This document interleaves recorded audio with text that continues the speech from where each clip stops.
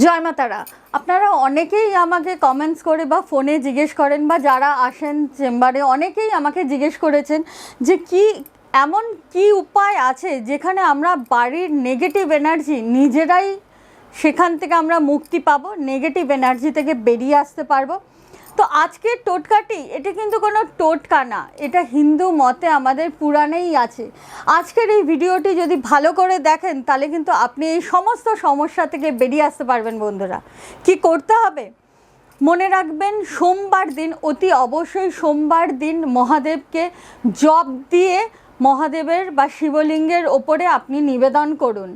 আর মহাদেবকে যে কোনো অশুভ শক্তি বা নেগেটিভ এনার্জি আপনার বাড়িতে আছে সেটি কিন্তু আপনি মনে মনে ওনার উদ্দেশ্যে জানান।